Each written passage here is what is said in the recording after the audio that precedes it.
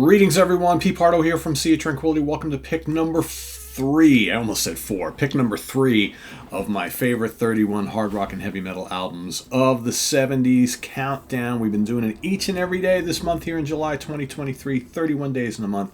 Our 31 favorite hard and heavy albums that came out in that decade. We were at number 3. 2 to go after today. And then, of course, we move into my favorite just kind of rock albums of the 70s. Not the heavy metal hard rock stuff, not the prog stuff, not the fusion, jazz fusion stuff, just the kind of rock albums. Blues, rock, pop, that sort of thing, right? New wave, all that good sort of, whatever falls into that kind of general music category, rock music category.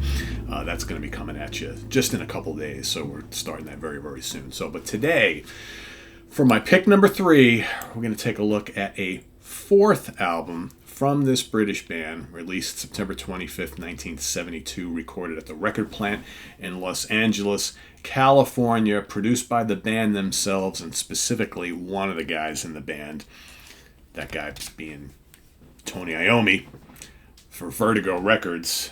Yes, indeed, Volume 4. You knew it was coming. So many of you have been like, Pete, when's Volume 4 coming? When's Volume 4 coming? Well, patience, faithful.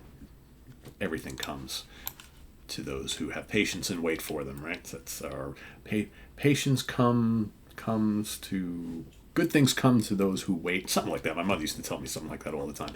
Anyway, of course, Ozzy Osbourne on lead vocals, Tony Iommi guitars, little piano, little mellotron, Geezer Butler bass and a little mellotron, and Bill Ward drums and percussion. That's right, haunting, soaring mellotron. There's not a lot of mellotron on this album. It did a little bit here and there, but just to add something different, right? I guess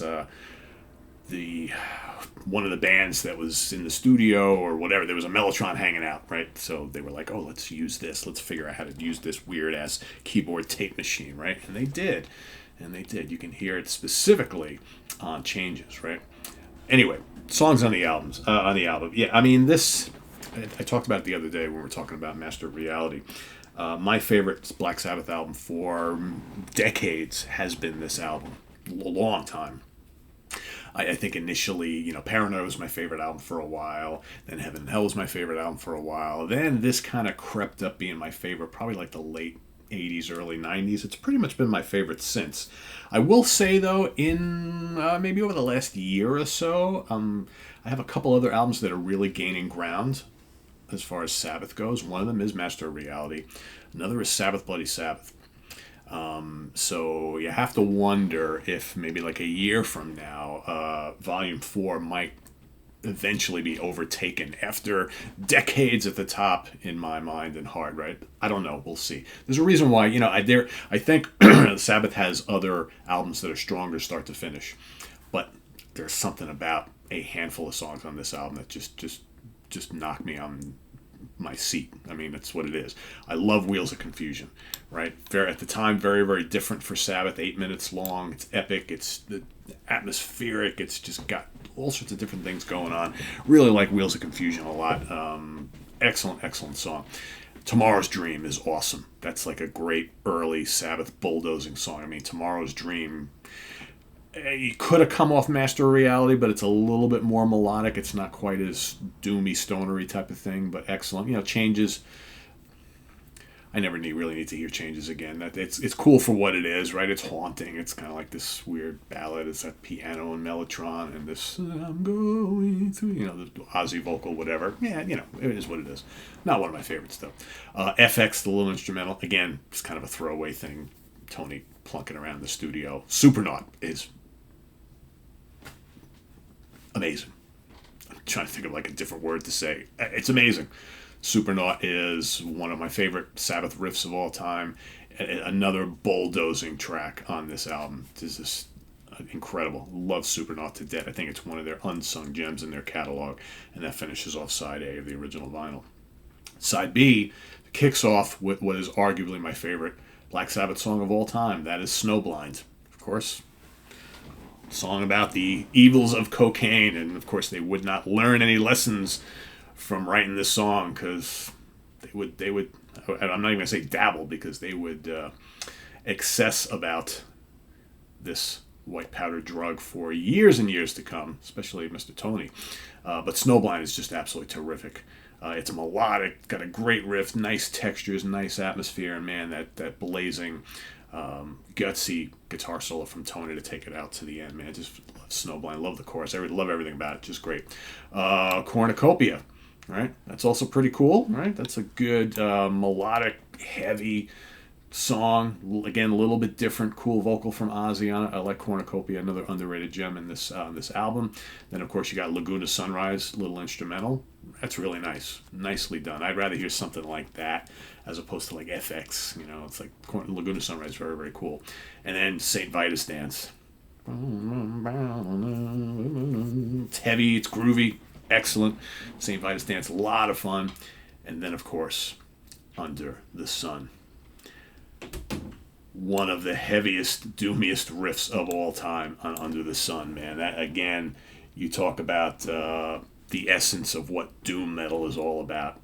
That is it right there. Just such a very cool song. And then the whole last couple minutes of the song, just killer. So that's why I love this album so much. Wheels of Confusion, Tomorrow's Dream, Supernaut, Snowblind, and everything else. It's just amazing. You know, Under the Sun, it's just top 10 Sabbath song right there. Killer stuff. Anyway, now that you know how much I love this album, let's talk about charting information. Australia, number 1. Canada, number 5. In Finland, number 2. In Germany, number 8. Sal in Italy, number 18. Cracked the top 20. Gotta love it. Japan, number 46. In Norway, number 7. In the UK, number 5. Here in the States, US Billboard Top 200 albums, 13. And how about this? Just to go to show you the legacy of this album and this band, all right? When they did the reissue, not this one, but I guess the box set, right? It has to be the box set, because this reissue here, God, I bought this. You know how many times I bought this album, guys? I had this on vinyl. I had this on the original CD release, which I bought in like, I don't know, early 90s.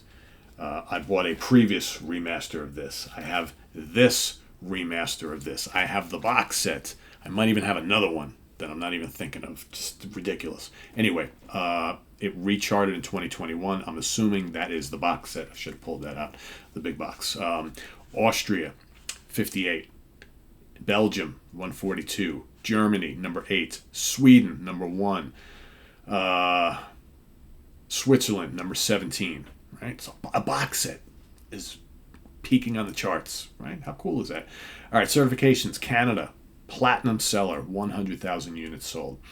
UK, gold, 100,000 units sold. And here in the States, as of the last certification, I kind of think this would be higher, but platinum, 1 million copies sold. Pretty crazy, right? Pretty good stuff for a lumbering, heavy album, right? That's kind of has a lot of experimenting going on, because at the time, this was considered a Black Sabbath album filled with lots of experimentation and progressive elements, right? Based on what a lot of other bands were doing at the time in 1972. So, yeah. I did not mention Patrick Meehan, okay, their former manager, who they had lots of battles with. He also helped out with the production of this album too. I forgot to mention that, but but you know, most of what was done day to day in the studio was Tony and the rest of the band.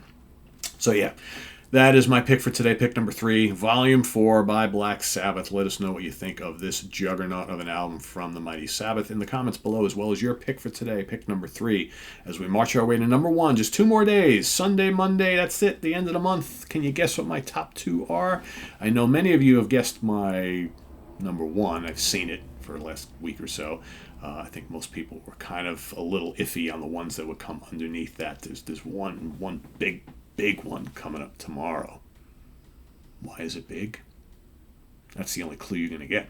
But stay tuned to find out more, and visit us on the web at www.seatranquility.org. We're on Facebook, we're on YouTube, all together, all the damn time. Please subscribe if you haven't already, and click on that notification bell so you get alert of all of our content as it posts. Look at this. God, this is a colorful, bright shirt. Nothing screams, hey, look at my shirt, more than wearing a, whatever you call this material.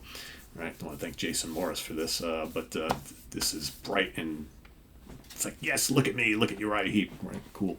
Anyway, where was I? Please click on that notification bell to get alerted of all of our content as it posts, and please do hit the like button before you leave. Also, down below, we get the links to our Ko-Fi page for channel donations as well as our merch page. So thanks in advance for all your support there. Greatly appreciated. Love to see folks supporting this fairly regularly when they can. That's always good. Helps out the channel, buying stuff, keeping the lights on, all the things we do right here on the channel. It's much thank you to everybody for that, and we'll see you tomorrow for number 2. What do we got coming up on the channel today? Well, stay tuned. We got, of course, the UK Connection coming up at you at 2 o'clock p.m. Eastern Standard Time. I believe that's 7 p.m. in the UK. We've got a fun show. It's another one of those ranking the songs on a classic album. That album is the first album from Rossington Collins Band. Anywhere, anytime, any place, anytime, any place, anywhere, anything, any place, whatever. It's a great album. One of the great Southern rock albums of that era. The first album from the Skinner guys after the plane crash, and it's a really good one. So we'll be talking about that one on today's show. Anywhere, anytime, any place, right? Anywhere, anytime, any place. Is that it? It's 3 A's. I always forget that all 3 of the words. I'm like, whatever. And I've been listening to that album for a million years.